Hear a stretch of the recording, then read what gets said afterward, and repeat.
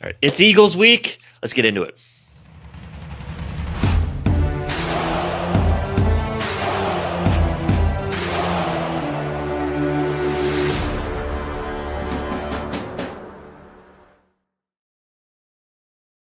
Happy Thursday, everybody. Hope you guys are all having a wonderful week. We are one day closer to the weekend. Fun Friday coming up tomorrow. Vikings, big one against the Philadelphia Eagles. The first game after the bye, at home after the long overseas road trip. And you couldn't ask for a tougher matchup. Look, the Eagles kind of I guess you don't really want to call it a downward spiral, but the Eagles are kind of, it seems like this game for the Eagles is kind of a crossroads of their season, right? And of course, the Vikings get that, and they do what they do well. We don't do well defending against. They run the ball well. We're not great against the run, as we know. Hopefully, over the 10-day or the little bye week here, Flores is able to kind of put some things together. Sounds like our reinforcements are on the way from an injury perspective. But look, there's no other way to look at this. It's a tough game. I mean, that Eagles team, no matter what is going on with them right now in regards to their offense, that's still a talented offense. I mean, great running back, a quarterback that can get it done, and two really good receivers and a solid offensive line. So the Vikings definitely have the work cut out for them, but hopefully they're able to, it sounds like they're able to get healthier over the bye week, and hopefully coaches were able to come up with a good game plan for this one, and we'll see. But I mean, either way, it's a good litmus test for this team. Going up against no matter how they're playing right now, the caliber of this team is still top tier. Yeah, and everything you've said, like I don't know. There's something about this one I probably should look it up, like the last time the Eagles have lost 3 games in a row, because I can't imagine it's happened anytime recently. So that's the hard part. Is I just feel like, I mean, we should be motivated. I think we're a good team. Like you said, we are definitely getting healthier. The problem, I think, obviously getting healthier is a big plus, but of course you're talking about guys coming back who haven't played in practice in a long time. I do feel like this is going to be a game where it's just like, I think the Eagles are just, they're going to do exactly what we're worried about, and that's running down our throat. And on our side of things, we do get the Blake Cashman back, but he hasn't played in a while. Hopefully it looks like there's a good chance we get Donovan Jackson back, all those kinds of things. But there's a little rust to kind of have. What was it? What is this? Rust shake off. Thank you. Kick. I want to say kick. Kick a rock down the road. You know what I'm saying? You need to brush up on these sayings if you're getting I know. I probably shouldn't be using these sayings unless I know exactly what I'm saying. But whatever. Fuck it. I don't give a fuck anyways. But I have a feeling like if we can come in this Eagles game and we end up winning, it would be obviously massive. The Eagles are going to be like the shit talk of the league. If that's like what the Eagles have on the line. Like they will be the shit talk of the league if they lose this game. That's how important I feel like this one is for them to win. And on our side, if we do win, I think it's a big step forward, because I think we're just so close to getting completely healthy. We're seeing we're going to go in the injury stuff in a second here, but you see Andrew Van Ginkel's been limited last couple of days, Brian O'Neill, all that kind of stuff. I'm guessing you're not getting them back this week, but like, and even on that short week against the Chargers might be tough, but after that, it feels, as long as everything's okay and people don't continue to get injured, it feels like there's like a real chance for just everybody to be healthy and ready. So that's why I think these next 2 games are kind of important. And I do think this is like, if you can go 1-1 in these next 2 games, I do think that'd be pretty big. And it could start with this Eagles team that has not looked that great in a lot of areas, and we're going to get into that eventually here. But at the end of the day, like, again, I'm like, I don't like that they've lost 2 in a row, and this is like their game to like implode and get like, I don't know, just destroyed. Could be, hey, this could be the one. This could be the straw that broke the camel's back and makes AJ Brown demand a trade. I don't know. We'll see. Yeah. Well, that's the thing is that's what I've been saying too, is like AJ Brown and Devonta Smith have been asking for the ball, and then like all the tweets and all that kind of stuff. Well, as soon as they start getting the ball, the team's lost 2 games in a row. So I'm like, I don't know. I feel like they're going to say, this is going to be a game. I feel like you're good. Like Brown and Devonta Smith is not going to do much at all. And it's just going to be like, it's a lot of it, I do think, is going to be Jalen Hurts wanting to use his leg. I think that's going to be really important. Obviously, we have the keys to victory here. I don't want to go like too far into all of this stuff yet, but I do think containing Jalen Hurts is going to be really big in this one. And obviously, Saquon Barkley. Like if Saquon Barkley gets going and sets things up for even Jalen Hurts, so far, unless Cashman comes in and he's everything we needed to stop the run game, it's going to be, it could be getting tough in there.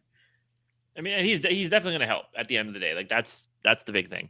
And then Van Ginkel back at practice, limited. I believe he was limited today as well, which we'll get into injuries in a sec here, but that'd be huge as well if he can find a way to make it back. Let me see if I can.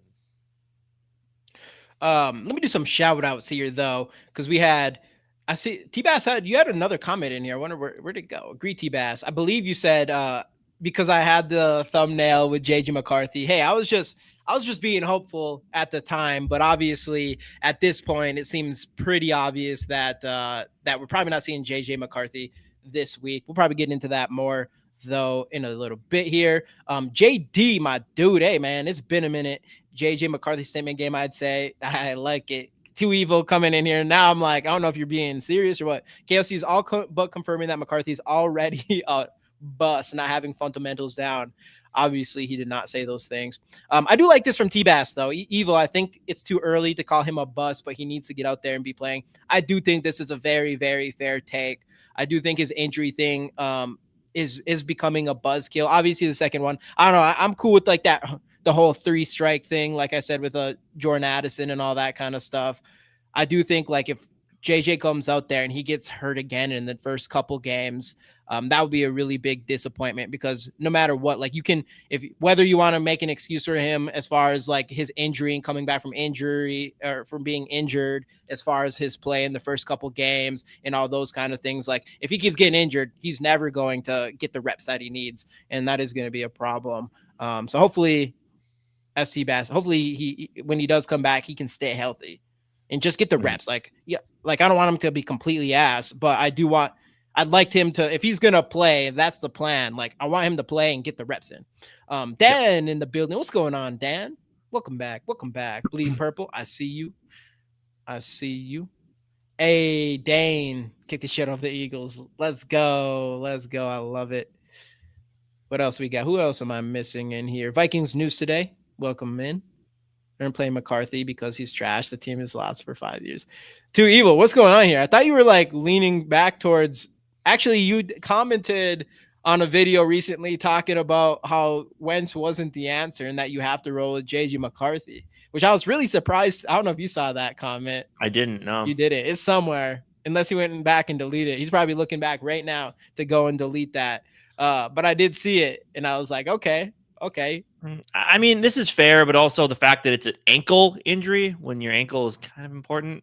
I mean, it's a little bit different than a non-throwing shoulder injury in my mind. Like people that are, saying he needs to I mean, I don't know. I just don't think you can play on this. He says he wants to play. And that's a big part of the fundamentals of it too, is it's hard to do things fundamentally right when you can't push off on your ankle. And I mean, I don't know I've never had a high ankle sprain. I've twisted my ankle once and it did not feel good. Like I've had sprain your ankle is high walking, let alone playing I've had high ankle contact sport. I've had multiple high ankle sprains. And they linger. The worst part about them is like even any ankle sprain, it's like if you just stop using it right then, if you sprain your ankle and you just stop using it, usually like it doesn't take long to recover. But if every time that happened and I just continued to use, like I could, like usually it'd be in basketball or football or something, and then I continue to play, and then I was just screwed. And obviously, JJ McCarthy played the rest of the game that time. By the way, who the Atlanta Falcons have allowed the least amount of passing yards, by the way, in the NFL. So he is against arguably the best passing defense this season. No excuses. I'm giving him excuse. Gary, my dude. What's going on, Gary? Let's go. Who else we got in here? Sally's in here. Sup, y'all? Came late working. Hey, yeah, it's all good. We were a little bit late. A couple things I had to take care of really quick. Steve, and if Casey will take down all them purple lights down behind, the Vikings might win. That's crazy. What is the Packers record right now? 3 and are they 3-2? Two. I think They've also isn't 3-2. every team 3-2? Well, no, they have another bye weeks. They might all be 4-2. Yeah. The Bears are 3-2. I think us and the Bears are 3-2. I think Packers and Lions are 4-2. Okay. Yeah, well, Yeah. we're about to be 4-2 right now. Anyway, so I guess any other initial thoughts going to this game before we jump? I don't know if you have injuries. Oh yeah, that's right. 3-1-1 because of the should have been 3-2. I mean, LaFleur wanted to blow that one, but they didn't quite. Yeah, I know. He tried his best. But no, I guess we can just kind of hop into injuries, which I do have.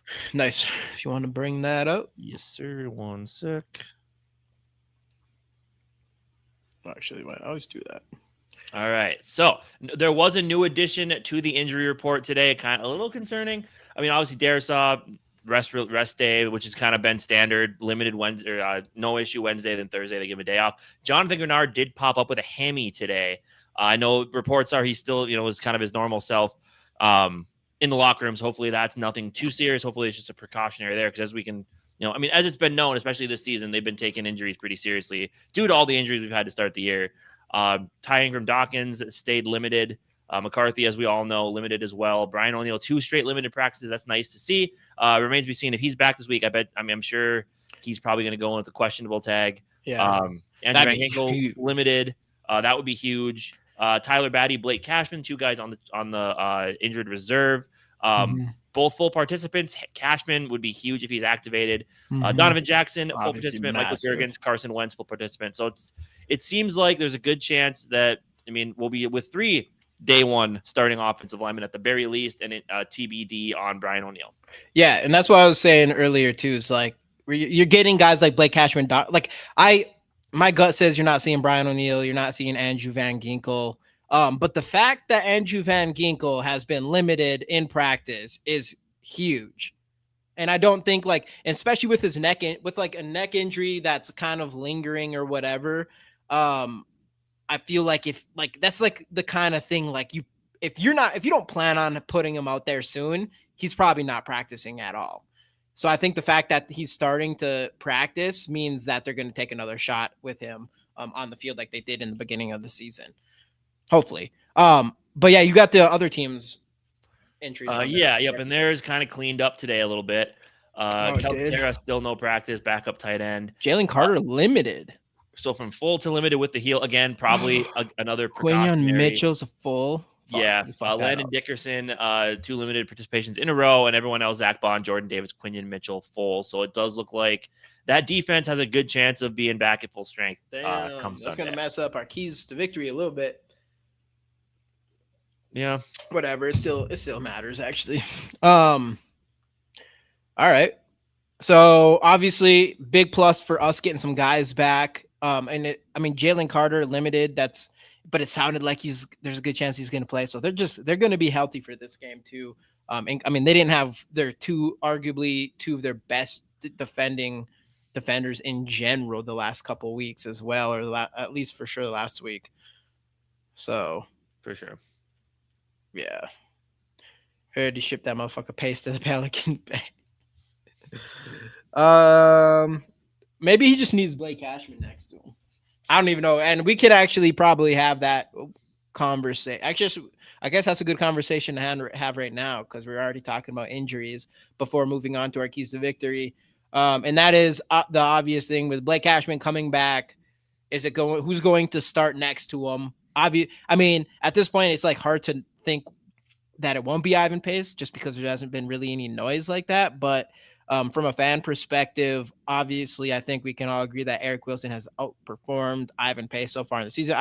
Outside of last game, I think Eric Wilson it was his one kind of off game. Other than that, he's been one of the most reliable defenders we've had all year. At the very least, I do think you're going to see a lot of rotation of him in there regardless. But it'll be interesting to see if there is a chance that it ends up just being Eric Wilson and Blake Cashman.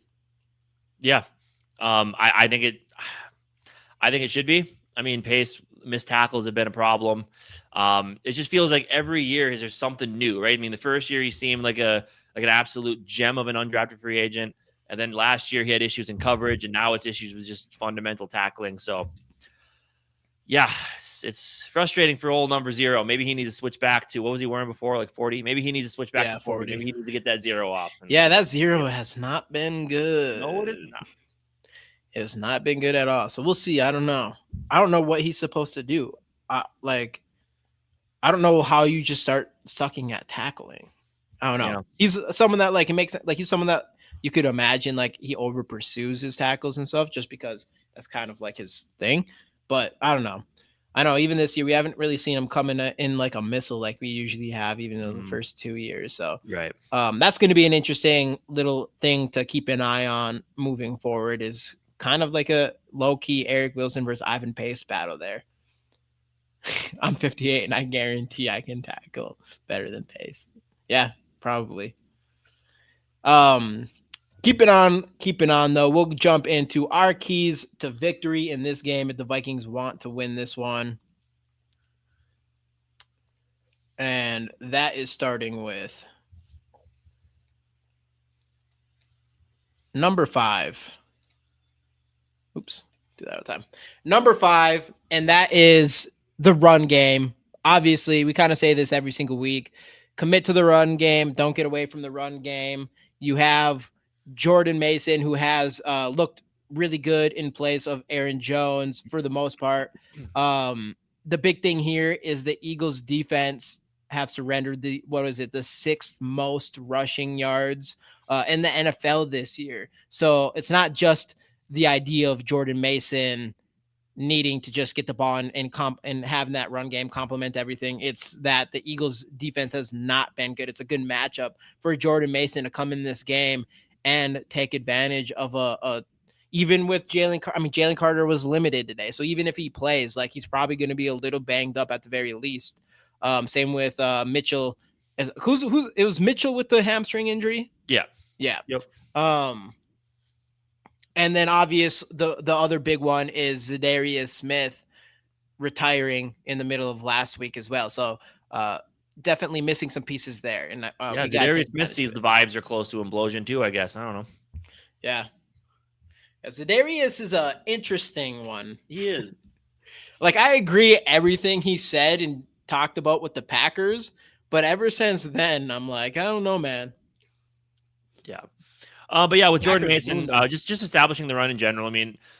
It's just that we talk about it all the time, how much easier it is to run an offense. We can effectively run the football. And it does feel like this year our offense has been at its best when they do establish the run game and stick to it, works with play action, all that type of stuff, and get everybody involved. So yeah, Jordan Mason needs to be a focal point of this offense this week, as he should be every week.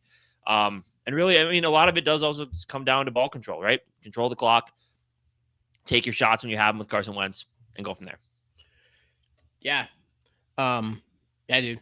100%. This actually brings us in to number 4, which maybe isn't necessary. Look, even if you're looking at that secondary with Quinn Mitchell back, it's still a hamstring injury. So it's not going to be 100%, right? Right. So especially cornerback, hamstrings, not a great combo to have that dinged up. So still, and we still have 2 of the best receivers in football. And yeah, like you said, it's still banged up. You have the revenge game of Carson Wentz in this one, more than likely, which actually there's a lot of our keys to victory didn't really work out today, I guess, but we'll get into it eventually. I forgot, I don't know, but obviously best wide receiver in the NFL. You got Addison. You have to take advantage of this defense that has this secondary that hasn't really been super great of recent weeks. A lot of that I do think has to do with Mitchell being out. But if you let Jackson Dart, which, hey, maybe Jackson Dart is that guy or whatever, but at the end of the day, I don't know. I'm hard pressed to see him. Who knows? Maybe he'll consistently play like this, but coming in and you let a 22-year-old rookie drop 34 points on you, and then you let Bo Nix, who obviously is pretty solid or whatever, but drop, I think he had like over 250 yards on them as well. So it hasn't been good the last couple weeks. And I do think the Vikings just, obviously you come in this, when it comes to Jefferson, and we've said this before, and we always say, get that ball in his hands early and often. And one thing, like, not just in the scripted plays in the first couple drives. That's kind of what we're doing. But then what happens is after that goes away, and all of a sudden we start looking away from Justin Jefferson for a while. He'll miss like the entire second quarter without a catch or whatever. We need to not have that happen, and we just need the ball in his hands as much as we can. And Addison has just stepped up and done big things ever since coming back, having 100 yards the first game and literally putting us in position that had an opportunity to win that Steelers game. And then, of course, the game-winning touchdown against the Steelers after being benched the first quarter. Yeah, I mean, all that talent is there. Like we're almost just all good with that talent on offense. Yeah, and even like just with the run game, it's like this again. This offense has been the most effective when they find ways to manufacture touches for Justin Jefferson early in the game. So get that going as well, especially especially against this team where you're going to probably have to put up a lot of points. Yeah, because these guys, look, I know how much they're struggling right now, but they can score with the best of them if they really put their minds to it, if they want to, and if they find a way to get that run game going against our piss poor run defense, it could be a long day. So as much as we can control the ball, take our shots, and get your playmakers involved is going to be huge. Right. What up, Smokey? Young Smokey in the building. Oh, we gotta agitate Hurts every time he thinks of throwing and try and do the impossible, contain Saquon. Even though, I mean, people have been containing Saquon this year. Mm-hmm. They have been containing Saquon. What's going on, Barber in the building? What else we got here? JJ needs 5 catches. Yeah, exactly. Yeah. Well, yeah, I agree. I mean, luckily Jordan Addison, like that's the thing. Jordan Addison just has the knack. He's like that guy who has a knack for the end zone. Because did he have 10 his rookie year and then 9 last year? 10, yeah, 9 last year. I mean, he's played 2 games so far this year and has 1. Yeah, or 2. 1 should have had 2. He just needed to put on the gas a little bit there. Yeah, at the end, but yeah. Again, love bro, but he's got to score more. He's yards his mother, but he needs some more touchdowns. Yeah, we'll see what happens here. We need Wentz to step up in this one. Keep it on though. To number 3, and that is stop the. Honestly, you could just say third down conversions in general. The Vikings have not been good on third down conversions. Not as bad as the Eagles, and I'll get into that in a second. But they've not been good at all on third down conversions. We need to make sure that we do handle that. Carson Wentz needs to get the ball out of his hands earlier, I think, on some of these plays. That's been something that he struggles with sometimes. But on the other side of the ball, the Eagles have been the worst team in the NFL the last 4 weeks on converting. Like, it's when it comes to them, if they can't push, if they can't push, like if you like, it's crazy for the last 4 weeks for them to be the worst in the NFL on third down conversions, on top of like being that team that also does the push, and it's pretty much 100% going to work every single time. So like you take that out, it's even worse on the fact that they've been the worst team in the NFL at converting third downs. And then just even more on top of that, they're the second worst in the NFL this season in 3 and outs. They have the most 3 and outs in the NFL behind the Tennessee Titans. Yeah, and you talk about the touch push, like that's where you can even toss penalties into this, right? And just keeping them in third and medium situations, if it does come to third down, is going to be key here. Because again, we see what they can. I mean, if they get a 3rd and 3. They're just going to tush push it twice on 4th down as well and get that first down. So really keeping them in 3rd and medium to 3rd and long, if possible, is going to be huge. And a lot of that does come down to being better against the run, not letting Barkley, pump off, an average of 5 yards every carry, and just not having the stupid penalties that give them shortened field position within the 4 downs. So that really is what it comes down to, is just keeping them out of 3rd and short situations, because they have so many weapons that are going to be able to get the push, whether it's tush push or Saquon Barkley. Third downs in general are just super important, especially with a team that converts them so well when they get to 3rd and short. Yeah. And then we could have put this, it's not on here. We could have put this on here too. It's just the penalties again. Like that's a big thing, because that's just like, it's just a mental thing, which is so annoying. And you're at home. Yeah, you're at home, and which unfortunately hasn't still meant anything on our side of things so far. But if there's one thing you go in this bye, you absolutely know you need to fix, it's penalties. It's all mental. Like you make sure we're 3-2 at the same time of being the bottom in the NFL in penalties. Yeah. So I mean, if you can fix that in any way possible, who knows? We might be 4-1 right now. Yeah, And we and that's a definitely big, could be. and a big part of that does come down to Kevin O'Connell because it is a discipline thing too. Right. Like you got to clean that up, and especially I think, and he knows that. Oh yeah, there's going up against this team that if they get into second, third, and short, they're going to be able to find a way to convert. Yeah. But yeah, so that's a big one there. So for our defense, yeah, and I don't think we mentioned that our defense is top 3 on third down conversions, stopping third down conversions. Yeah, something like that. Number 2. I think we're number 2. So we're number 2 in the NFL at stopping that. So that's a huge, this is low key one of the biggest, most important parts of this entire game, I think, is just stopping them on third downs and not letting them get to the the 3, third and 3 or whatever, where they are pushing, because I am with T-Bass there, where I'm not loving the idea of a tush push in this game, unless I don't know what the Vikings should do in this game is bring up Taki, bring up the biggest fucking guy you have on this team and just put him in there on tush pushes. We'll see. I don't know if they'll do that, but we just don't have any big bodies, not really big, to go and stop that. But I do think this is low key a really big part of this game, and honestly must be a big part of the reason why the Eagles have been losing of late. Mm-hmm. And keep going here, though. And this is an obvious one. Stop the run, Casey. I'll let you jump into this one. We've already kind of talked about that. I mean, look, Barkley doesn't have a 100-yard game this year, but this does feel like it could, especially they've had a 10-day break as well. This does feel like it could be a get-right game for Saquon with the way that this defense, with this rush defense has been this year. And we already talked about Jalen Hurts when it gets a short yardage on second and third down. But again, we're getting healthier. Cashman, it sounds like he's going to be back. Like you said earlier, great to see Van Ginkel with back-to-back limited participation practices. So, what's up, Big Raylan? So yeah, I mean, again, Flores also had a week off to sit, look at film, and see where he can fix things. And I trust. Look, I know I have my gripes with the way Flores calls defense sometimes, but I do think.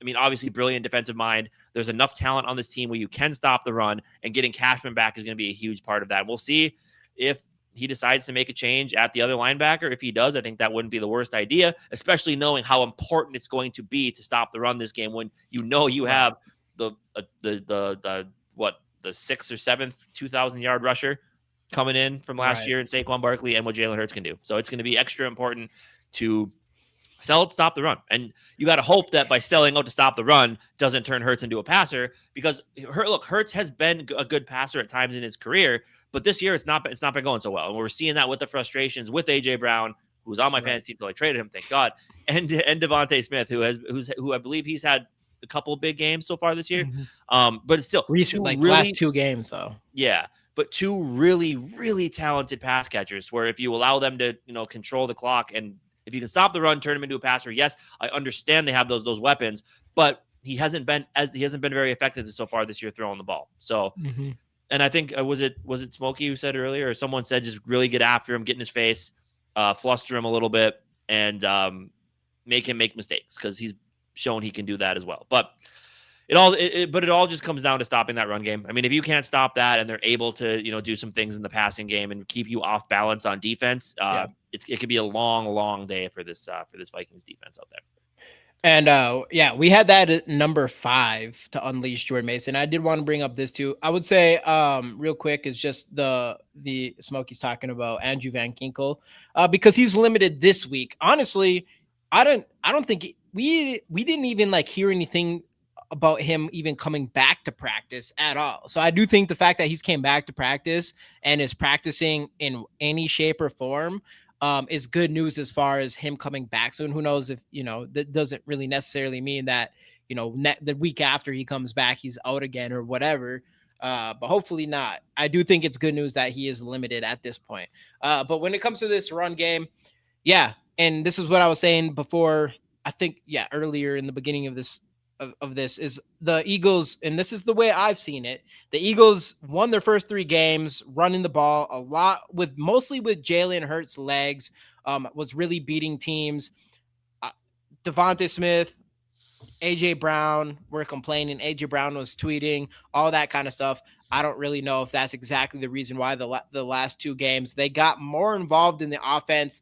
The Eagles became much more of a passing team the last 2 games, but there's also their worst 2 games of the season, especially on offense. And you do see some of the limitations of Jalen Hurts' arm there.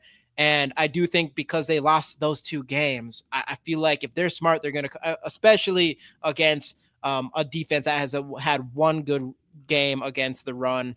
And I do think that the Eagles are going to come in here and try to run down our throat big time in this one. And I do think that's why it's going to be even more important to stop the run, especially the fact that you have to worry about the quarterback. And you brought up Brian Flores, and that's why I think you're going to have to be careful in this one. And this is kind of to your point, because I'm like, when it comes to Brian Flores, I'm like, I get it. Like, he blitzes all the time, but like, I don't know. I'm the kind of person where I'm like, you got to play. Sometimes you just got to play your game. Like, if you're a blitzer, it's a big part of his defense. Like, you're going to blitz the passer. And then your argument has always been, obviously, there's definitely time and a place where back up a little bit. They're going to take advantage of you because you're overextending. Well, this is one of those games where I think overextending on some pass rushing could really hurt us with Jalen Hurts and his legs here. If we can't keep him contained and he can use his legs to beat us in those situations. And that's what we have to be careful with in this one. I do think big time is like, yeah, like we want to bring the pressure, but I do think I think this one on defense is, you want Jalen Hurts to beat you with his arm, and you don't want the Saquon to get going. You definitely don't want Jalen Hurts to get going on the ground. And I think that's probably priority number 1, even over Saquon, is Jalen Hurts on the ground. Because I think that just that's even where, I mean, was it Smokey or who was it? Might have been Nick, actually made a good point. Whoever said, I think it was Nick. Yeah, you got to put a spy out there, which normally you would say. And you got Blake Cashman, which is nice. Yeah, which normally would say is Ivan Pace, but I don't think he's going to be that one anymore for this taking spy duty. But look, against his run game and against when you do decide to pass rush, discipline and gap discipline and edge contain is going to be huge. Like, it's going to be up to, on the run game, be up to the defensive interior guys and the linebackers to fill all the gaps and limit Barkley's effectiveness. And when you do rush the passer, because of Hurts' ability to get outside, you're gonna you got to have edge discipline to keep him in the pocket. I mean, it's just the discipline on defense and gap responsibility is going to be so important against this team in the run game. If you really want to stop it. And I'm sure, again, Flores he's been digging through the tape all week long. And I do believe he's going to come in with at least, again, are we going to stop that completely? Obviously not, because this rushing game is super talented, but I think he's going to come in with a much better game plan and try to tweak a few things on that defensive front. In addition to the guys you're getting back to try to be a little bit more effective. Stopping the run. I mean, because again, as we all know, it's been unacceptable so far this year. And again, you can do that against the Bengals with Jake Browning as the quarterback, right? Mm-hmm. You can do that against the Dylan Gabriel led Browns, but you can't do that against the good teams that we're going to see for the next month and a half here. So it's got to get cleaned up, and a lot of it just does come down to just gap discipline, and that's what I hope. Especially Jalen Hurts. Like, Jalen Hurts is going to make you pay. Just like Lamar Jackson, obviously Lamar Jackson, but Jalen Hurts, I don't know. He's like Josh Allen, where he's just like a strong runner who obviously is athletic and things like that. And I just feel like those are the quarterbacks specifically, even coming up in this next, even against Jared Goff. Like, I'm not worried about Jared Goff's legs. Obviously, they got really good running backs. They have some good receivers or whatever. But Jalen Hurts, I feel like at this season, with our Achilles heel being the run defense, I think Jalen Hurts is going to be one of the most difficult matchups we have when it comes to quarterback this season, other than if Lamar Jackson comes back for that Ravens game. I think running quarterbacks is tough. Yeah, of course he is. We got a $9.99 for Smokey. Yo, let's have let's take a minute and give Cashman his flowers. I'm so glad he's back. He's heart and soul. Fun fact: Flores specifically made a huge effort to get Cashman. He loves Flores. Yeah, absolutely. And actually, we mentioned that in our video we did, which if you haven't seen that yet, go check that out. Yeah, we have the Blake Cashman video. You guys should definitely check that out because our other videos haven't been coming to fruition. But Blake Cashman is still there. Other than that's the only thing that's shitty about Blake Cashman, though, too, is which honestly he is kind of, Minnesota boy. I get it. One thing I do want to mention, which I don't know if I might break some hearts in here, because I don't know if anybody knows this, but he grew up as a Packer fan. I know he's a Gopher, kind of a buzzkill. Maybe I shouldn't even have said it, but I just need to be honest about it because it was just in top of mind. Because when we found out about it, it was kind of a little bit of a disappointing thing. But yeah, he grew up as a Packer fan. But anyways, besides that, he kind of gets a pass by most Viking fans when it comes to his injuries and things like that, because he's been injured a lot in his career. He missed a bunch of games last year. He's already missed. He played one game this year. And that's another problem that we've been having with him too, is like just coming out here and trying to stay healthy. And ultimately in this one, that's what we really need. Luckily last year when he came back, he played the rest of the season. Hopefully it's a similar thing for us this time. Too evil with the $2. Thank you, my man. If the Vikings get blown out, who should be fired? Nobody. No one's getting fired. Come on, dude. We're close. We appreciate the dono, but no one's getting fired. First off, this is a game that obviously the Eagles haven't been playing really good, so it just feels like the Vikings should have a good shot in this one, and I definitely think that they could. But I do think, I really think, we're all the injuries, we're starting to get some guys back. They're gonna have a little rust on them a little bit, and I mentioned this earlier. Yay. Dang. All right. We got to, hold it. You. Too evil. Appreciate you. Fire the strength and conditioning coach. Vikings keep getting hurt. That's not wrong. There's a lot of injuries all the time, and it's questionable. Young Smokey, you are too kind. Bro, we appreciate you, man.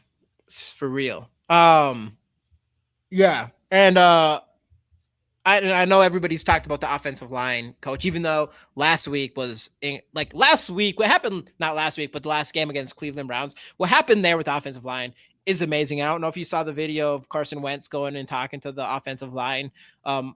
You did see that? Yeah. That was awesome to see. And just everybody doing so well. Young Smokey again with the 20. Come on, guys. The strength and conditioning coach and nutrition needs to be fired for real. Well, I don't know about the nutritionist. I mean, these guys, I don't know. They all look like they're in pretty good shape. Maybe not nutritionist, but strength and conditioning coach. Yeah, I would appreciate you, bro. I would definitely feel that. Yeah, dude. And I mean, we'll see what's up. The injuries are out of control, honestly. But that's what I was trying to say is but this week you're getting guys back. Obviously, we need to leave this game healthy. All I care. I feel like this is going to be a tough game, only because, obviously it's the Eagles. It's going to be tough no matter what. They're good at running the ball, something that we're not good at, all that good stuff. And then they're, 2-game losing streak, which most of the time you'd be like, that's a good thing. For some reason against the Eagles, it feels like not a good thing to me. But in this one, I'm like, just stay healthy. That's my number one goal in this game, is just stay healthy, because we are so fucking close of just getting everybody back and healthy. I think that was one tweet today. Everybody on the 53-man roster was on the field today. Yeah, Kevin O'Connell, guys on the IR did mention that in some blunt words yesterday. He did say, "I'm happy to get everybody on this team back on the practice field." Yes, after we're after there. A little snap at old Judd. Yeah, that's what I'm saying. This week against the Eagles, stay healthy. Obviously, and I said this earlier. Between this game and then obviously you have the short week against the Chargers. If we can get through that 1-1 and go the following week against the Lions completely healthy, that would be massive, I think, for this team. And yeah, I don't know. So that's what I'm kind of thinking. Hopefully we beat this Eagles team. But I'm for me, most importantly, just stay healthy. stay healthy. You got 2 weeks. If you can stay healthy through this game and the Chargers game, going to that Lions game, we have everybody like Brian O'Neill, Van Ginkel. I think they will be back by that point. JJ McCarthy, depending on what you think about him. But I want to see JJ McCarthy with a completely healthy team. I think we can feel completely different about this season. Too Evil, my dude, my guy, the security guard who makes sure the players don't sneak out at night for sure. That's funny right there. That's funny. Maybe they didn't bring him to London. Maybe that's what it was. Like Addison's like, hey, did you hear that was part of one of Harrison Smith's stipulations to come back? Yeah. When they're on the road, he said no bed checks. Like he's like, if I'm not there, then you can do something about it. But I'm always there. Like, don't wake me up. I'm sleeping. He is 100% the person that, his ass is definitely sleeping. Oh, absolutely. He's probably just, he seems like the type that when they're on the road, like after whatever practice and stuff, he just probably just sits in his room by himself, watches some TV, whatever he watches, whatever he streams on YouTube, watches or Ed Gein Monster on Netflix or whatever. No, he's the type of person that if you did find out like he went out, I'd kind of be like, it'd be kind of cool if you found out like, all right, Harrison Smith decided to go out and like, because he's one of the last people you'd ever expect to go out and do something that you're not supposed to do, which is good, but it'd be kind of funny to see. Hitman, Smokey with another $9.99. Hitman has earned that privilege. My goat, absolutely. Yep. Yeah, dude, not even a question. There's a lot of players there's a lot of players on this team where you're like, this dude ain't going and doing shit. There's so many. Depending on how bad the Jones injuries, I'm not against trading for Breece Hall. That's the weird one. Okay, because that's the weird one. We haven't heard a thing about Aaron Jones since the injury, which makes it seem very, very concerning. Yeah, it almost feels like he's not even on the team at this point. Like it's been so under the radar that I just honestly forget about him. That is a good point because nobody's even talking about him, which honestly, if he does come back, that is big, even though I feel like Scott has looked really good in the passing game, which at this point it feels like is what Aaron Jones would do for us. But trading, it depends what you're trading for Breece Hall, because there's going into the draft, like we could have got, even though, hey, Jordan Mason, I think that was absolutely insane value, and he's been so good for this team. But you're also like Scadaboo, he went in the 5th round, right? I think he went in the 5th. I mean, that's the thing, is you can go into the draft and you can go get guys there. And last year was the year to do it, but Scadaboo is like the type of guy that we were looking for. On top of that, Smokey with another $9.99. I want more than anything for this team to reward Hitman, was because last year with the ring. Yeah, that would be huge. It seems far away right now with everything going on, but you never know. We've seen this team make bigger runs before. Yeah, so. Was that in here? Was that somewhere on Bleacher Report when someone's like, I bet you that Hitman wants like to win a Super Bowl this year. Like, I think we're talking about the JJ McCarthy, Carson Wentz thing, and we're talking about how wasn't that T-Bass? It might have been maybe, which is a fair point. Oh no, that was North Force, the new guy. The new guy. Yeah. Which is a really good point. Of course, Harrison Smith is going to want to try to win this year, but I mean, if we can, great. But I do think I love Harrison Smith. But I do think we need to do what we got to do to win a Super Bowl in the near future in general.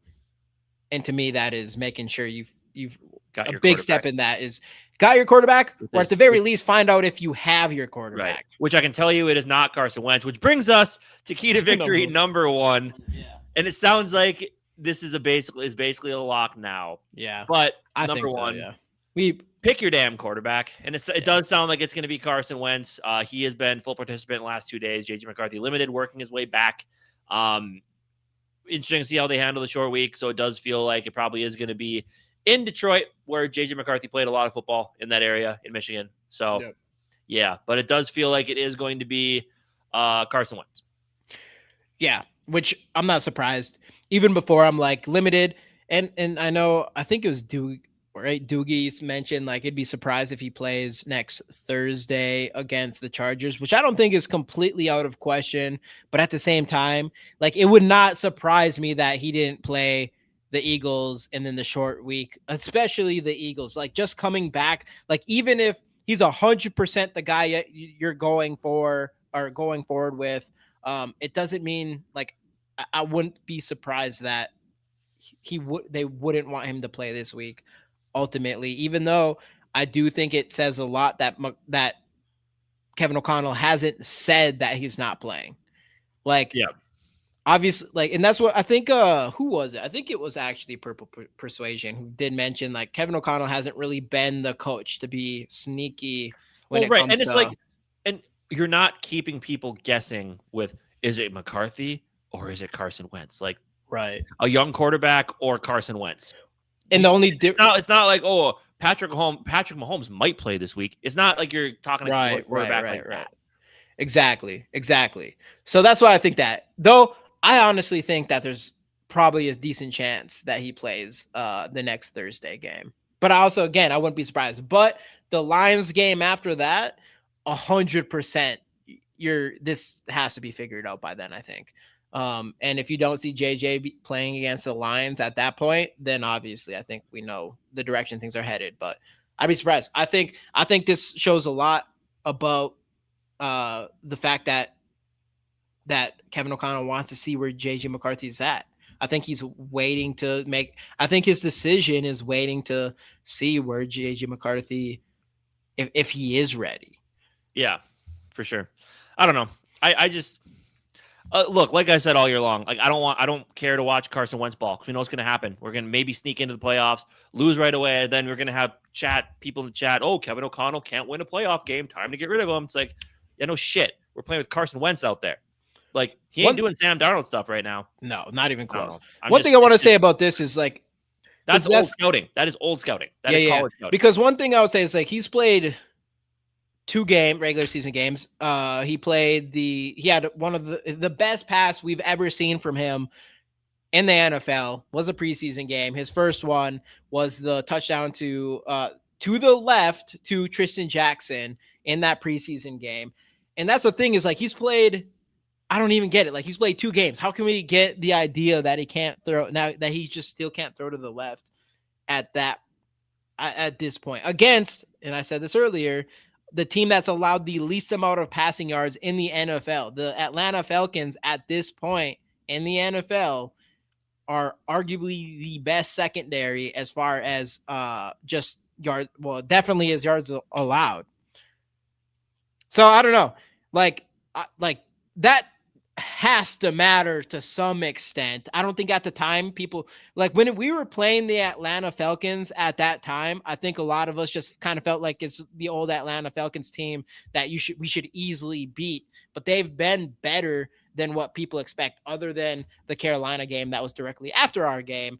But overall, their secondary has been really good this season, which is also fair against JJ McCarthy, and then obviously their pass rush I think they blitz the highest in the NFL, and we're number 2. They blitz the highest in the NFL, have allowed the least amount of yards in the NFL, and you didn't have Christian Darrisaw on that offensive line. Yeah. Like that's got to matter for something. Like I get the no excuse thing, but I mean, that's got to like matter for something. For sure. Yep. Yeah. I don't know. I know a lot of people are. I'm not ready to give up on McCarthy yet. There's no point. I mean, and if you are, you can't. You just love living in misery. Yeah. And that's okay too. It's okay too. If that's how you get by, that's how you get by. But I'll tell you, the positive side of things and thinking maybe you do have the right guy, just letting it play out, you'll be a lot happier if you just do that. Well, let me throw some shots out here. I'm sure they won't see this, but because Casey was in a debate at work about which is a real debate and something that we should probably talk about eventually here, but I'm good on that. Probably rate this second here, just because we're getting close to the end of the show. But it's just the Sam Darnold versus JJ McCarthy thing. Obviously, that's the thing. That's the funny thing is like, since Wentz didn't work out, it's like immediately like, okay, let's go back to Sam Darnold, I guess. I mean, we can't say Wentz because Wentz is playing good football. Worked out as far as like this guy's you're gonna bring you to a Super Bowl or type of thing. And Sam and so in Casey's on JJ McCarthy's side or whatever. Because they have to. Because look, it's the decision we made, and at the time, it like it's you too understood. early. You understood that decision. Yeah. Well, first off, Sam Darnold had his worst games in the biggest games of his career until he makes it to playoffs. And we said the same thing about Kirk Cousins. Until Sam Darnold goes into, you are not going to ever see. And I said this all year last year, didn't I? You did. The entire year. There was 1 week where I was by myself saying, I want to see Sam Darnold in playoffs. What's going on, Knowledge? I want to see Sam Darnold in playoffs before I get on this hype train that he's the guy of the future or whatever. And then obviously, and it wasn't me expecting for him. Like I wasn't hoping that he wouldn't do well, but he ended up not doing well. And this is the same situation. I'm like, don't even talk to me. He's playing just as well as he did for us last year. Don't talk to me until he shows that in the big games and playoffs and things like that. And then for the people that do want to say, the reason he wasn't good against the last 2 games because the offensive line sucked, you could say the same thing for JJ McCarthy the first 2 weeks. Mm-hmm. But they won't do that. Because I gave Darnold that excuse end of last year, that the fact that the offensive line was garbage. I gave him that excuse. Yeah. Young Smokey with the 49.99. Darnold versus McCarthy honestly shouldn't be a debate. We chose our potential future and die by it. Dude, and that's right on the freaking head, dude. And that's what it is. Like Darnold, you're paying $30 million. Yeah, you can say that's for one season. For 1 season. And we knew he was going to play well after he left. We both had that. And we wanted him to. We like Darnold. I was rooting, and I'm still rooting for Darnold. Like, I don't care if JJ McCarthy sucks. Like, Darnold, that was such an exciting season last year that we weren't really expecting because of Sam Darnold's play, and I'm rooting for him, and I'm glad that he's doing good there. But this is exactly what it is. I'm not confident paying Sam Darnold even $30 million a year, which I do think is a hell of a deal for him. But even paying him that money, I was not confident. I do not think that was the recipe for us to try to win a Super Bowl. I think your recipe, and regardless of whether JJ McCarthy is good or not, and you're hoping that he is, you should be hoping that he is that it's a risk that you had to take. That's a risk teams take, is to try to get a quarterback early in the draft, and hopefully it works out. And that's what you got to do, whether he's good or not. Like, I do think that was no matter what happens, unless Sam Darnold just goes in playoffs and dominates and he looks like an absolute bona fide top 5 player in the NFL. At that point, I'll be like, okay. And especially if he wins a Super Bowl, I'll be like, okay, you had that guy on your team and you did let him go. But it's at this point, like, it's hard to actually see that because we had Kirk Cousins for how long, played really good in regular season, didn't do good in the most important games when you'd be paying a guy $30 million. I mean, I'm sure again there'd be ways around it to where a lot of the guarantees are probably in that first year, but you're gonna have some guaranteed money on the books for a guy who you saw one good season out of. And again, I said it all last year. I think even near the end of the year, I said I think Sam Darnold's gonna go somewhere and play well. Yeah, but you traded up, you drafted a quarterback, and that was the plan all along, to roll with your guy, and that's exactly what they did. There's a reason that's what Daniel Jones didn't want to be, or he would have stayed here, but there's a reason that he ended up going off somewhere else, because he knew he probably wasn't going to have a chance to start here. Yeah, and then people want to talk about, that was another thing that came up today. Well, how did you let Daniel Jones out the door too? Then I'm like, you mean Daniel Jones? You mean the guy in the preseason who they said if Anthony Richardson can't beat out Daniel Jones, Anthony Richardson's not an NFL quarterback? That Daniel Jones? Yeah. When the people said, oh boy, the Colts have Daniel Jones and Anthony Richardson, that's to be a long year for Colts fans. That Daniel Jones? Yeah. Who all of a sudden figured it out? Right. Like, come on. These people are just so freaking two-faced when they talk about this shit. They think it's a good point. Like, that's not a good point. It's just you're going with the flow. You're going with the flow. Like, oh, Daniel Jones is completely ass, shouldn't even be a starting quarterback in the NFL. Oh, why didn't the Vikings keep Daniel Jones? You look so good. It's just this continuous thing. You're rolling with the waves. That's not like, we need to win a Super Bowl, and that's why you have to take some chances. And I think that's what we did with JJ. Well, that's definitely what we did with JJ McCarthy, and it'd be ridiculous to not find out if you have that in him. One thing I wanted to bring up on top of that real quick, give me 2 seconds because I was bringing up the whole conversation that you had with your coworkers, and one was a Bears fan, and that's one thing that I brought up to Casey is like, because the Bears fan was like, JJ McCarthy, it's been which is crazy. It's been 2 games. JJ McCarthy is terrible, and I'm like, damn, of all teams in the NFL that should have seen JJ McCarthy and at least be like, maybe he has something, you'd think it would be Bears fans, especially all the shit talking. I'm sure it'd be interesting to see how that Bears fan base treated Caleb Williams all the way up until the last couple of weeks, because a whole first season was completely fucking ass for the most part. The Chicago Bears did exactly that. They kept Caleb Williams in there. They drafted him first overall, needed to see what they had in him. He did not have a good rookie season. They come into this year with him. He has a couple not great games, and finally he's starting to put things together. And it took him over a year to even do that.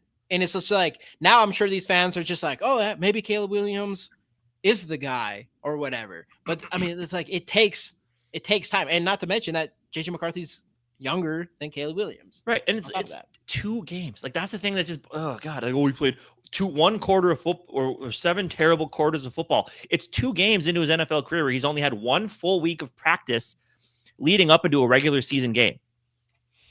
Like, it's just, there's just people that don't like how positive we were being about JJ McCarthy in the offseason. Like, grow up, I guess, if that's how you're going to be about that type of shit. I don't know.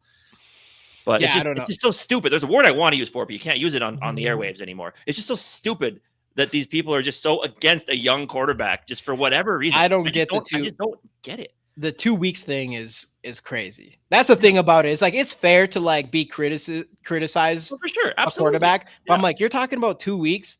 You're talking about 2 weeks, and he had half of 1 game's on a bad ankle, and bad ankle against the team that's allowing the least amount of sacks or the least amount of passing yards in the NFL, number 1 in pressure rate in the NFL in the Atlanta Falcons defense, with a injured offensive line on top of that.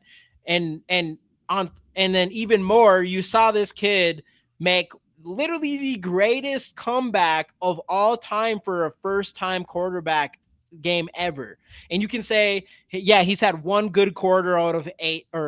So 1 out of in 7 bad quarters or whatever. The fact that you're just simply weighing that 1 quarter as the same thing as every other quarter, it doesn't even make sense to me. Who would you rather? Doesn't matter.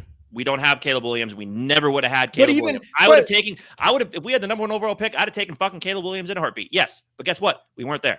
Yeah, but even then, that's saying right now. Last year, if you said the same question, there's a lot of people who would have been like, we should have just went with McCarthy. And they didn't even see McCarthy.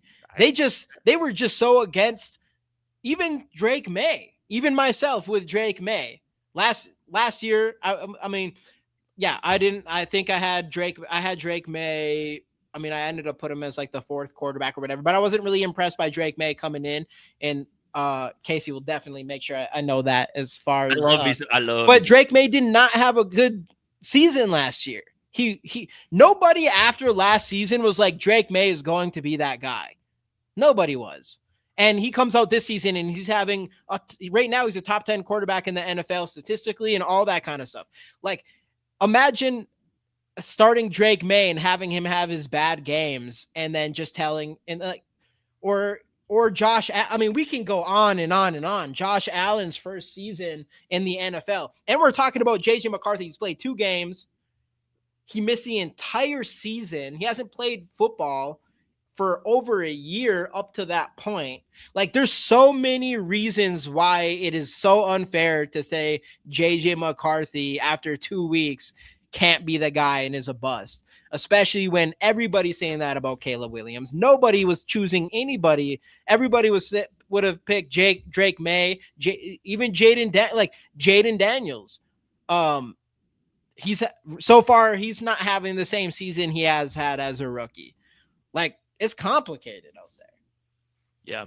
Another 49.99 here by the boy Young Smokey. Again, I say Atlanta knows how to rush the front four. Here's the inconceivable idea. Vikings fans have to be patient. Blasphemy, I know. A recent report came up. Vikings offered a haul for Drake. It is what it is. Make sure them Eagles cry. I love the last part. Let's just go beat the damn Eagles. But yeah, exactly. Like they offered 3 first-round picks, and I think they said like a late pick swap that would have favored us. But I mean, it's look. And Drake May showing why we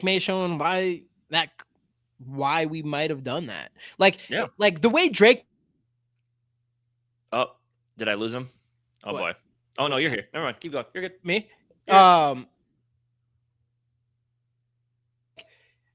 Like, it would be just great if JJ McCarthy can be anywhere even close to that at this point. And hopefully he is. Like, Drake May is playing really fucking good football. Really, really good. Like, it makes sense that you're... Like, Drake May at this point is looking like the best quarterback from that draft in this season. This second season. So if that's the case, then you were paying a lot for him. And it wouldn't be the end of the world for you to think that you would have rather had Drake May than JJ McCarthy. Yeah, absolutely. There's a world that KOC might have rather have had him than any other quarterback in that draft. Yeah. And that's fair to think. But guess what? Like if you did kind of need a quarterback, right?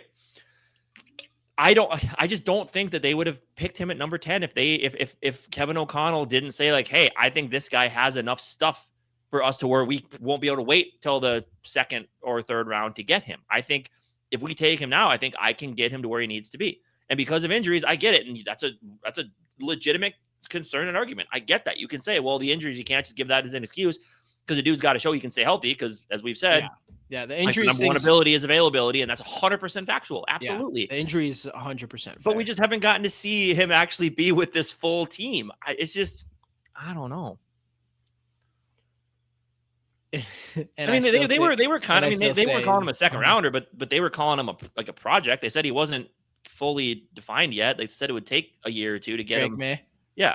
Like they said there were things they needed to work on with him. I mean, all of those quarterbacks, other than maybe Caleb. I mean, Caleb Williams, Jaden Daniels. Jaden Daniels was, I think, the most like fundamentally sound quarterback coming out of that draft class. It was just the Bears just couldn't miss out on another Mahomes like talent.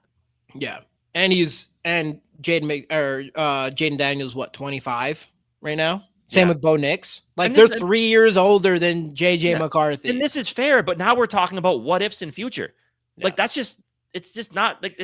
it's not a good argument. If he started again, well, if he wins the Super Bowl, then everyone who says he sucks needs to shut the fuck up. Like that's a dumb argument. It just doesn't make any sense. It's a fair argument as far as like what if that happens? Like what does that like? That would be bad. That would mean that would be not good for the JJ McCarthy experience for that to happen. Absolutely. But that is not a good argument to say what if he gets injured how do you just say that when it hasn't even happened yet or whatever? Right. Like, what if he, like, when we drafted JJ McCarthy, he had no injury history at all. At this point, it's you can argue that it's just been shit luck as far like JJ McCarthy has. I mean, Jaden Daniels had, or was it? Michael Penix had what, 2 ACL tears? Yeah. Jaden Daniels also had one, right, or something like that. I believe he had yes, he did. Yeah, he did as well. JJ McCarthy had no injuries stuff ever in his whole entire life. So it's like when you drafted him, I don't care who you are, you did not look at JJ McCarthy and be like, oh yeah, he's going to be injury prone. Yeah, or whatever. Sure. And this is the big thing. Like, we can talk about the what ifs. We can talk about would you have kept Sam Darnold, yada yada yada. At the end of the day, we didn't. We let him move on.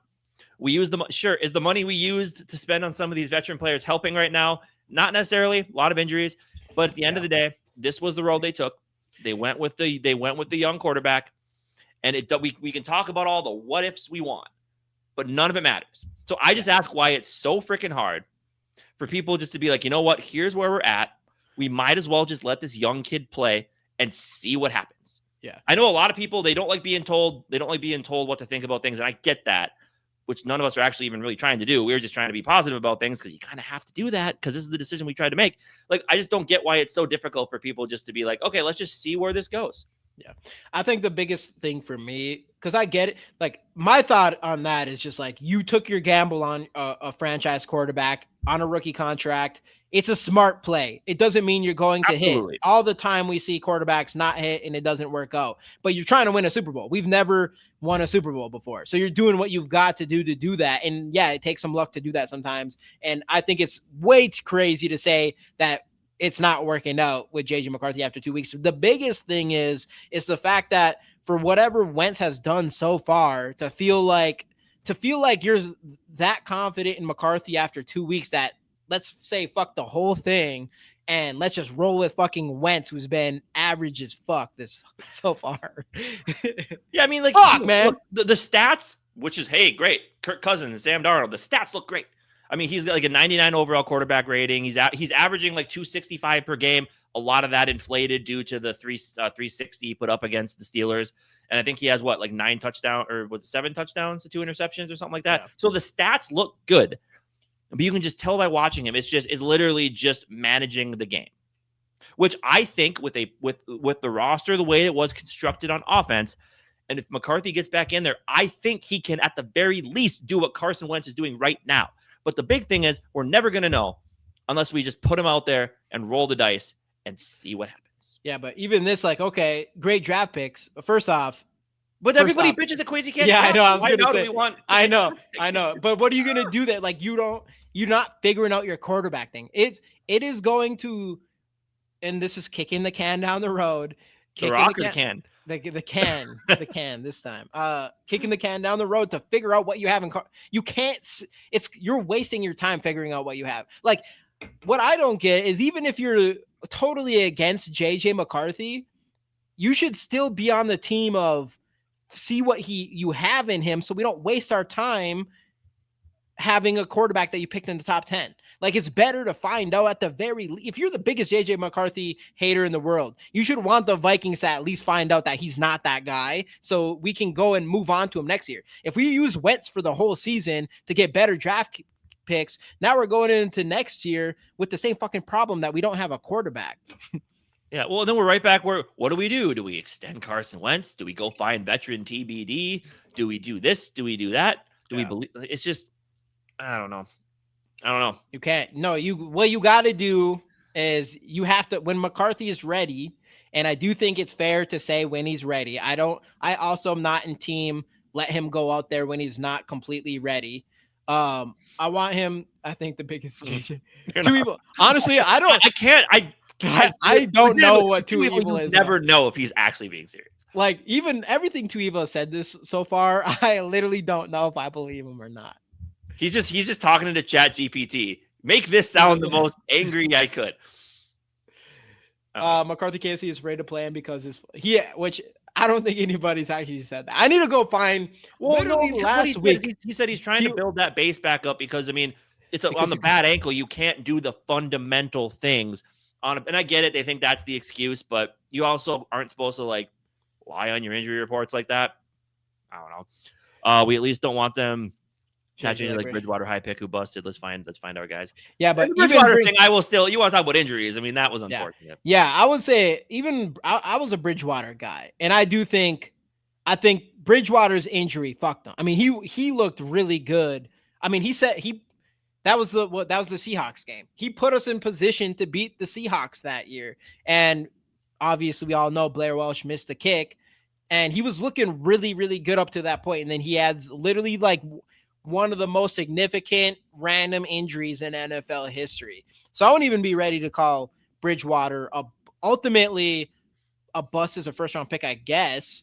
But obviously came with a significant injury. But he was looking solid. But to your point, Smokey, and that's a fair one, is like you need to find out how far away JJ McCarthy is. We're on we have a 3-year window. Everything that Kwesi and Kevin O'Connell has done has all been about these next 3 years, including this one. Like, that is their mindset. That means they need to find who should be under center during that stretch. And they want it to be JJ McCarthy. But the worst thing you could do is not play him. And like I've mentioned before, especially last podcast, I definitely mentioned it, kicking the can down the road. So you don't want to, like, you do not want to do that with JJ McCarthy. So that the best thing you could do is be like, he is too far away. We do need to go get a Daniel Jones or an Aaron Rodgers next year because he's just not ready yet or something like that. Like, you need to find that shit out. Yeah. I don't know. It is what it is. What it is, man. Was made. I like Bridgewater. Dude, he was a winner. Let's just say about McCarthy too. Yeah. I hope it's right. I don't know. It is what it is. Obviously, he got injured, but this is all we got. We gotta let it play out and see what happens, because you can't. Hindsight is 20/20, just like George said earlier. So it is what it is. 1 second. But anyway, predictions, huh? We still have a game this week. Oh yeah. JJ McCarthy's not playing. Miss Carson Wentz probably. Yeah. So anyway, what do you got? Bold predictions? Bold or just going into score? What do you want? We'll do some predictions real quick. Sure. I'll do predictions, offense. What was my bold prediction on offense again? Jordan Addison, right? Yeah. Oh, so you're supposed to start. Oh, okay. Sure. I'll start. Yeah, I know. Look, I want to see JJ McCarthy like everybody else, but this is Carson Wentz revenge game against the Eagles. I'm going to say 350, 2 touchdowns, no turnovers. Good game for Carson Wentz. Which brings to me that I think Jordan Addison and Justin Jefferson obviously both have a good game. I know, who was it? Smokey. Our guy Smokey really wants Justin Jefferson to get in the end zone, and I'm with you. I really want him to. I don't like for sure. Yeah, it would be bold, man. It's extremely bold. I don't know if it's all on Justin Jefferson with the touchdowns. I don't really know. But if there's one guy who has a knack for touchdowns on this team, even though half the fan base also wants to get rid of him, it's Jordan Addison. He's a guy who comes up big when it matters, gets touchdowns when it matters.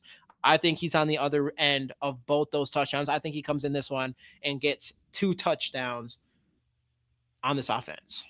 I love it. Also, the Bengals with Joe Flacco are 14-10 on the Pittsburgh Steelers. Ooh. T. Higgins, his second, at least in this league, touchdown? Double-digit fantasy score. Oh, okay. My defensive one. You already get yours? Or you just finished? I didn't do defense. I haven't done defense yet. So look, I know this feels like it could be a get right game for Saquon with our run defense and how they run the football there. But he hasn't had 100 yards yet this season, and that streak continues on Sunday. We hold him to under 100 yards. Let's go. Yeah. And then speaking about holding people to yards and things like that, my bold prediction is we don't allow a single touchdown to the tush push. Hopefully no conversions, but no touchdowns to the tush push. And score predictions, I'm going to be a buzzkill on this one. Usually I'm pretty optimistic about this. I don't like the Eagles coming off 2-game lose streak. I think they're going to be coming ready to play, aka more than anything, I think they're going to get back to what was working early in the season, and that's running the ball with Saquon and Jalen Hurts against a Vikings defense that, unless Blake Cashman is the absolute 100% the answer by himself, it could be a little bit of a struggle there. I do know the Vikings are getting some players back. I think they're going to be a little rusty in the beginning here. And you're still missing a couple guys. I do think we're so close to being completely healthy and being that powerhouse team we all thought that the Vikings could be. I'm just not sure if we're going to be that this week. I am giving the Eagles the W in this one, 24-20. So you think this is going to be a get right game for the Eagles? I'm going to flip it. I'm going to say 24-20 Vikes. I'm going to say they're going to try to run the football. And then what exactly here? Then it's going to. So they're going to run the ball. It's not going to be effective because Flores going to have a good plan. Mm-hmm. The pass game isn't going to work.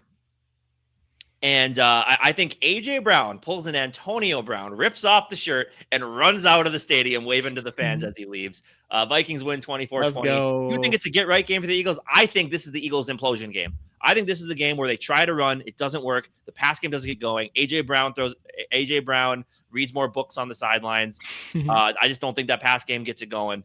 And I think this is the week where Eagles hit full-fledged panic mode, and the Vikings get a little boost of confidence, beating the Eagles going into a short week against the LA Chargers. Yeah. All right. Yeah, I'm hoping you're right and I'm wrong. The Eagles had their implosion game. Nah, no, they haven't. Not even close. Their implosion game is when literally everything blows up. Big railing. Holy cow. I could. Yeah. You know what? I changed my prediction. 38-7. 38-7 Vikings win. I like that.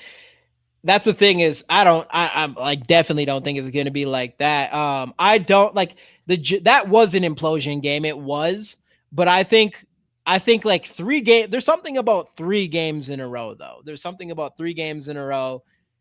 Like you lose to the Vikings, like not we're better than the Giants. Like that's implosion to lose to the Giants, especially them. But and then you go back and you lose just that 3rd game in a row. I don't know. To me, I'm like that's really bad. Like people are talking shit about the Eagles for sure, but if they lose this week, like I think they are the team in the NFL getting the most shit talk. It's DEFCON. That's like DEFCON 1 right there. Mm-hmm. If things go wrong. But anyway, thank you guys for joining. Got Maybe a little doesn't bit watch football if he thinks This team. Football if he thinks is 38-7. Well, Jamie didn't say that. That was actually me. I said 38-7. Oh. But Jamie watched if he thinks. But I do watch football. I watch a lot of football. But it is what it is. But anyway, thank you guys for joining. Have a great weekend. TBD on the stream. Too evil. You're just on the stream for early next week. We're still deciding. I'm going to be up north, so we're still trying to decide if we're doing it Monday or Tuesday. We will keep you guys updated on that. But yeah, thank you guys so much for joining. Have a great weekend. Hopefully we're talking next week with the Vikings with a 4-2 record heading into a short week, which will mess up our schedule next week. We'll talk about all that. Well, thank you guys so much. Have a great weekend. See you guys next time. SKOL Vikes.